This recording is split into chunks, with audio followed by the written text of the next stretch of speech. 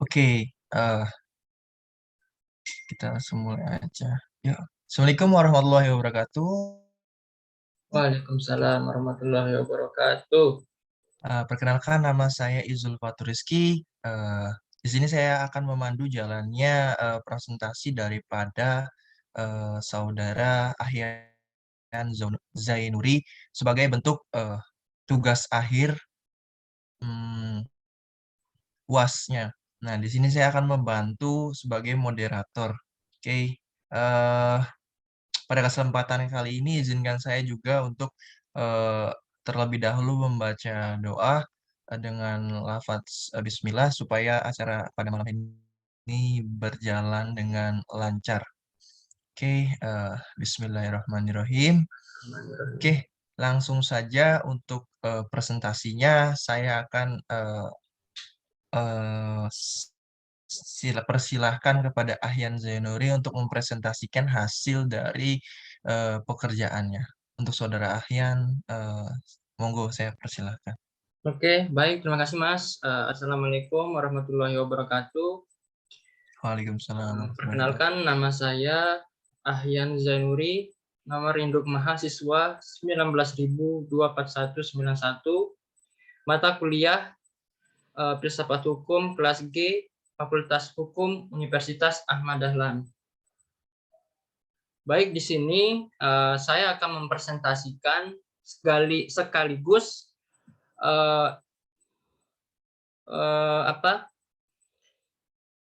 memberikan sedikit penjelasan mengenai tema yang akan kita bahas malam ini, yaitu mengenai mengapa harus belajar filsafat hukum.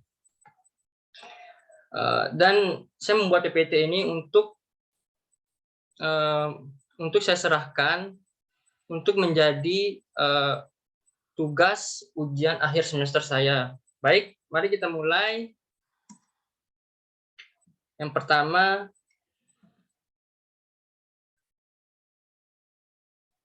mohon maaf Mas, PPT-nya udah bergerak belum? Belum, coba dipindah ke slide 2. Oke, udah. Silakan, monggo. Filsafat hukum adalah suatu cabang filsafat yang mempelajari dan membicarakan apa hakikat hukum itu, tujuannya apa, serta mengapa ada dan kenapa kita harus tunduk di bawah aturan hukum. Pengertian secara sederhananya dapat dikatakan bahwa filsafat hukum adalah cabang filsafat, yaitu filsafat tingkah laku atau etika, yang memperoleh atau mempelajari hakikat hukum itu sendiri. Dengan kata lain, filsafat hukum adalah ilmu yang mempelajari hukum secara keseluruhan dan filosofis. Jadi, objek filsafat hukum adalah hukum dan objek tersebut dikaji secara mendalam sampai benar-benar kepada inti atau dasarnya yang disebut hakikat itu sendiri. Next. Cabang filsafat. Cabang filsafat atau disebut juga ilmu filsafat ini memiliki beberapa cabang ilmu utama, antara lain yaitu ontologi, epistemologi tentang nilai atau aksiologi, dan moral atau etika. Ilmu utama cabang filsafat hukum yaitu ontologi, ini membahas mengenai bagaimana hakikat mendasar atas keberadaan sesuatu. Epistemologi membahas pengetahuan yang diperoleh manusia, misalnya asalnya atau sumber dari mana sajakah pengetahuan itu diperoleh manusia. Apakah ukuran kebenaran pengetahuan yang diperoleh oleh manusia itu, dan bagaimanakah susunan pengetahuan yang sudah diperoleh manusia. Selanjutnya, tentang nilai atau aksiologi. Tentang nilai atau aksiologi ini membahas atau berkaitan dengan sesuatu, sedangkan filsafat moral atau etika sendiri membahas nilai yang berkaitan dengan tingkah laku manusia, di mana nilai di sini mencakup baik dan buruknya serta benar dan salahnya.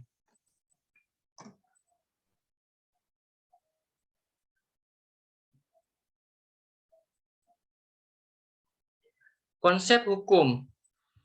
Konsep hukum atau pengertian hukum masih dianggap oleh sebagian orang di luar sana mempunyai pengertian yang ambigu dan dui arti, sehingga masih banyak sekali menimbulkan kekeliruan, baik secara intelektual maupun secara moral. Dan juga konsep hukum ini dapat dikatakan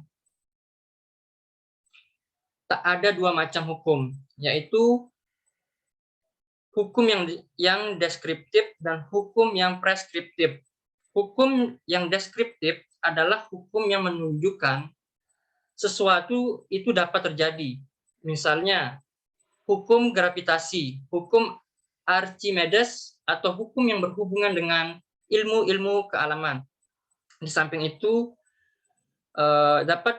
dapat juga terpikirkan oleh siapapun mengenai hukum yang telah ditentukan atau hukum yang membahas petunjuk. Itu disebut hukum preskriptif. Misalnya, hukum yang diatur oleh para otoritas yang mengatur apa yang boleh dan apa yang tidak boleh dikerjakan. Hukum inilah yang kemudian merupakan bahan penelitian filsafat hukum. Sedangkan hukum yang deskriptif itu menjadi objek penelitian ilmu pengetahuan.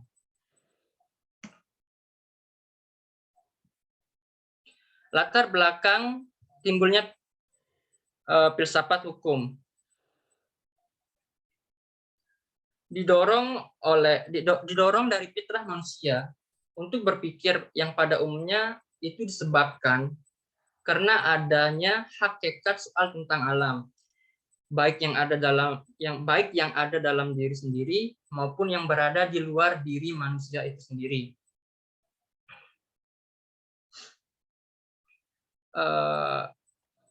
Karena pada umumnya persoalan-persoalan itu timbul dari manusia, dan oleh sebab itu ia memerlukan filsafat bagi kehidupannya. Setiap manusia harus membuat yang namanya keputusan dan tindakan. Manakala seseorang hendak mengambil tindakan dan mengambil keputusan yang tepat, itu adalah orang yang sangat memerlukan filsafat di dalam kehidupannya. Dalam hal ini, yang dipersoalkan adalah hukum. Maka persoalan hukum tersebut menyangkut 3 objek, yaitu yang pertama manusia, Tuhan, dan tentunya jagat raya. Di antara 3 objek tersebut, ada objek yang memegang peranan dalam ketiga objek tersebut, yaitu yang memegang peranan paling besar adalah manusia. Karena apa? Karena manusia memerlukan dan menjalankan hukum, sedangkan Tuhan dan jagat raya telah sendiri yang tidak berubah-ubah, berada di luar ketentuan manusia.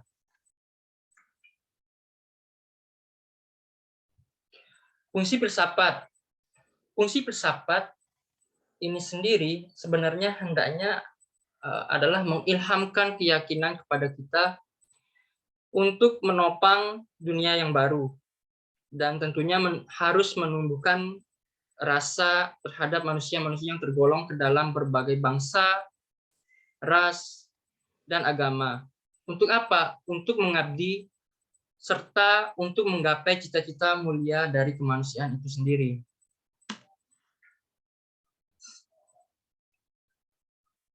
Hubungan filsafat hukum dengan manusia. Pada hakikatnya, hukum tidak terlepas dari berbagai sisi kehidupan manusia di alam ini, baik selaku subjek dan objek hukum maupun subjek dan objek filsafat. Sebab kenapa? Sebab sejatinya manusia selalu membutuhkan yang namanya hukum, dan hanya manusialah yang mampu berpikir perihal filsafat tersebut. Kemampuan manusia ini kemudian menjadi jalan atau jembatan untuk mencari keadilan serta kebenaran sesuai dengan peraturan yang ada, serta dapat pula mengukur apakah sesuatu itu adil, benar, dan sah.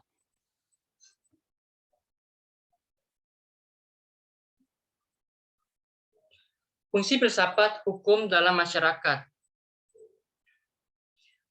Fungsi filsafat hukum dalam masyarakat ini adalah untuk berupaya serta berusaha membantu segala persoalan-persoalan yang terjadi atau yang sering terjadi di dalam lingkungan masyarakat. Untuk menciptakan hukum yang lebih sempurna, kita harus membuktikan bahwa hukum mampu memberikan penyelesaian persoalan-persoalan yang hidup dan berkembang di dalam masyarakat dengan menggunakan sistem hukum yang berlaku pada suatu masa. Tentunya juga hukum yang berlaku di suatu tempat sebagai hukum positif.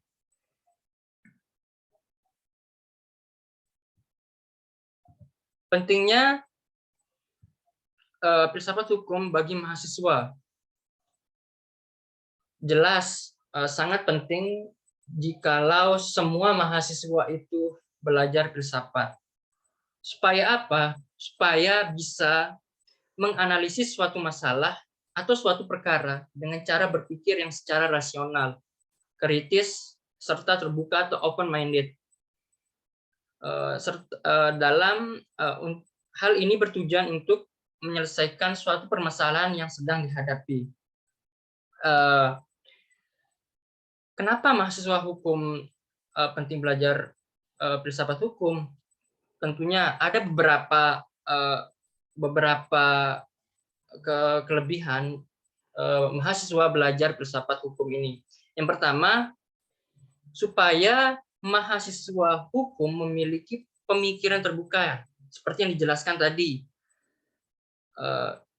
kritis dan mampu menganalisa sebuah kasus. Yang kedua, lebih mengetahui pemahaman mengenai sejarah undang-undang dan filsafat hukum itu sendiri. Yang ketiga, mampu menyelesaikan kasus-kasus baik nyata maupun fiktif, dan bagaimana cara kita menyelesaikan kasus tersebut secara hukum.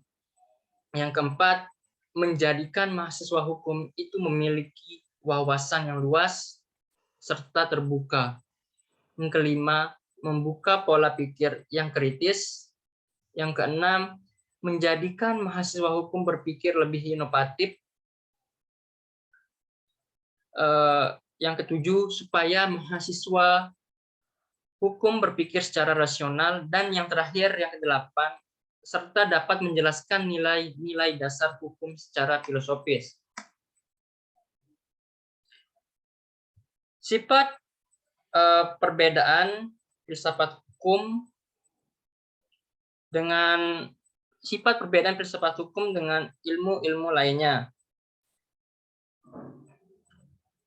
Sifat perbedaannya antara lain yaitu yang pertama, memiliki karakteristik secara menyeluruh. Dengan cara berpikir yang holistik tersebut, mahasiswa atau siapa saja yang mempelajari filsafat hukum ini dapat diajak untuk berwawasan luas serta terbuka. Mereka diajak untuk menghargai pemikiran-pemikiran dari orang lain, pendapat serta pendirian orang lain. itulah sebabnya dalam filsafat hukum diajarkan berbagai aliran pemikiran tentang tentang bagaimana hukum berpikir secara inovatif. Sifat yang selanjutnya, memiliki filsafat hukum juga memiliki sifat yang mendasar. Artinya dalam menganalisis suatu masalah, kita diajak untuk berpikir kritis dan radikal. Mereka yang mempelajari filsafat hukum diajak untuk memahami hukum tidak dalam arti hukum positif semata. Masyarakat, mahasiswa maupun siapa saja yang mempelajari hukum yang memanfaatkan dan mengembangkan hukum secara baik apabila ia menjadi hakim. Misalnya, dikhawatirkan ia akan menjadi corong undang-undang belaka. Sifat selanjutnya, sifat filsafat hukum ini memiliki sifat yang bernama spekulatif. Sifat ini tidak boleh diartikan secara negatif sebagai gambling. Sebagaimana dinyatakan oleh Surya Sumantri pada tahun 1985 bahwa semua ilmu yang berkembang saat ini bermula dari sifat spekulatif. Sifat ini mengajak mereka yang mempelajari filsafat hukum untuk berpikir inovatif, kreatif, selalu mencari sesuatu yang baru. Memang salah satu ciri orang yang berpikir secara radikal adalah ia senang kepada hal-hal yang baru atau senang mencoba hal-hal yang baru. Tentu saja tindakan spekulatif ini dimaksud di sini adalah tindakan yang terarah dan dapat dipertanggungjawabkan secara ilmiah dengan cara spekulatif. Dalam artian positif, itulah hukum dapat dikembangkan ke arah yang dicita-citakan bersama. Ciri lain atau sifat filsafat yang terakhir adalah memiliki sifatnya reflektif kritis. Melalui sifat ini, filsafat hukum berguna untuk membimbing supaya kita bisa menganalisis semua masalah-masalah hukum secara rasional dan kemudian mempunyai jawaban itu secara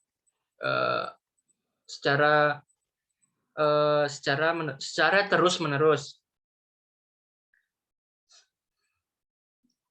Terus next. Oh, udah selesai. Saya kembalikan ke moderator. Oke, terima kasih Saudara Ahyan Januri, sangat bermanfaat sekali, jawaban-jawabannya juga sangat ini ya, sangat detail. Mungkin ada beberapa pertanyaan yang ingin saya ajukan kepada Saudara Ahyan Januri sebagai pertimbangan juga apakah nilai atau mungkin konsep yang telah Ahyan Zainuri ini buat itu ada gitu. Jadi saya yang bertanya yang pertama itu apakah ada keterkaitannya filsafat hukum dengan ilmu lapangan? Kalau ada, mungkin boleh sedikit dijelasin lagi. Oke, baik Mas. Sebelum saya menjawab pertanyaan yang diberikan oleh Mas Izul, mungkin sini saya akan menjelaskan sedikit mengenai bahwa di luar sana mungkin banyak yang bertanya-tanya, mengapa sih kita harus belajar filsafat, terutama filsafat hukum ya Mas.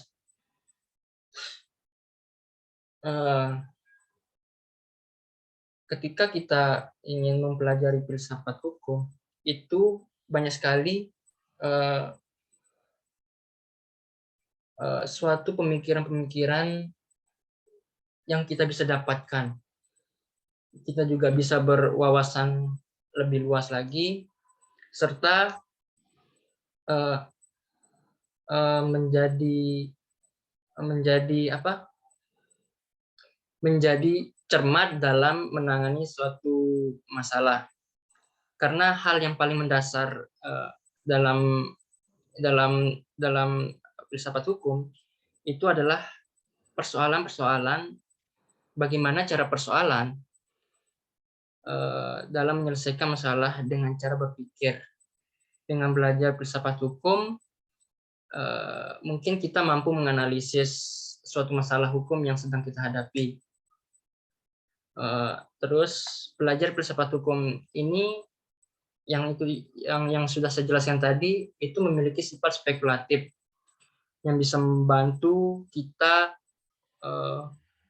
semua masyarakat atau mahasiswa untuk melatih seorang bagaimana cara berpikir yang benar, rasional, kreatif, inovatif, dan yang tentunya bisa menjelaskan nilai dasar hukum itu secara filosofis, serta pastinya akan memiliki wawasan-wawasan yang terbuka. Oke Mas, saya akan menjawab pertanyaan dari Mas Izul tadi mengenai apakah ada keterkaitannya filsafat hukum dengan ilmu lapangan lainnya. Baik, saya akan menjawab. Tentu ada keterkaitannya. Filsafat hukum ini melahirkan sikap maksudnya tentang bagaimana manusia berperilaku dalam lingkungan agar selaras dengan hukum-hukum yang secara alami sudah ada atau baku yang maupun diadakan dan sudah disepakati bersama sebagai standar moral, etika, dan aturan. Selanjutnya, lapangan ilmu lainnya dikembangkan itu disesuaikan dengan standar baku yang dibakukan tersebut dengan maksud ilmu-ilmu yang dikembangkan selalu berada pada norma yang dipandang wajar oleh atau menurut hukum. Oleh karena itulah keterkaitan filsafat hukum dengan ilmu-ilmu lainnya seperti sosiologi, kriminologi, antropologi, budaya, dasar hukum pidana, perdata, dan lain-lain sangat erat kaitannya. Karena balik lagi semua itu timbul dari hasil pemikiran yang ingin mencari jawaban dari ilmu itu semua. Mungkin itu Mas. Mungkin ada yang mau ditanyakan lagi? Oke, untuk Saudara Ahian, terima kasih untuk jawabannya. Jawabannya sangat bagus ya. Jadi terkaitannya berarti ada ya, ada terkaitannya dengan ilmu lainnya. Iya Mas. Mungkin langsung saja ke pertanyaan kedua untuk menghemat waktu juga. Eh, Pertanyaan kedua, saya mau tanya, di mana letak hukum dalam struktur manusia? Nah, itu mungkin bisa dijelaskan sedikit lagi, sedikit juga eh, tentang letak-letak hukum yang ada di struktur pada manusia. Monggo dijawab, Mas Ahen. Baik Mas, terima kasih atas pertanyaannya. Baik, saya akan menjawab pertanyaan Mas Izul mengenai di mana letak hukum dalam struktur manusia apa? Manusia adalah individu-individu yang hidup bermasyarakat. Masing-masing masyarakat itu pasti mempunyai kebutuhan-kebutuhan atau keinginan-keinginan atau ambisi-ambisi yang ingin diperolehnya, baik yang bersifat alami maupun nir alami. Manakala setiap orang yang dibebaskan pasti menentukan segala sesuatu menurut pertimbangannya sendiri. Maka setiap orang akan mengejar tujuannya atau mencapai tujuannya, ingin mencapai tujuannya dengan cara-cara yang dipandangnya patut. Oleh karena itu, dalam struktur manusia, hukum berada pada fase di mana hukum itu merupakan produk karsa dalam aspek hubungan antar pribadi dan termasuk dalam bidang etika.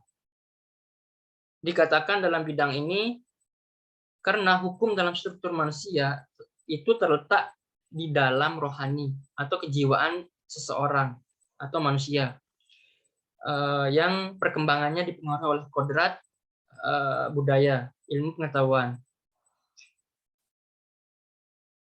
keimanan, keakhlakan, sopan santun, hukum, kesenian. Dari sanalah rohani atau kejiwaan manusia memahami baik dan buruk, benar atau salah, patut atau tidak patut dalam melakukan hubungan interaksi antar pribadi. Mungkin itu saja, Mas, jawaban dari saya. Oke, terima kasih Saudara Ahyan atas jawabannya. Sangat maksudnya masuk gitu, masuk untuk pertanyaan dari saya tadi.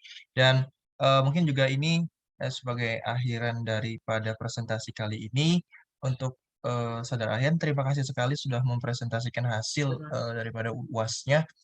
Dan saya sebagai moderator di ini juga sangat berterima kasih atas partisipasinya untuk Bapak atau Ibu yang nanti akan mengoreksi atau menguji hasil daripada presentasi kali ini.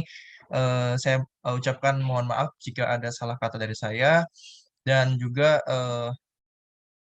saya akhiri untuk pertemuan presentasi pada malam hari ini. Terima kasih semuanya. Saya tutup. Wassalamualaikum warahmatullahi wabarakatuh. Waalaikumsalam warahmatullahi wabarakatuh. Terima kasih, Mas Izul. Terima kasih. Yuk.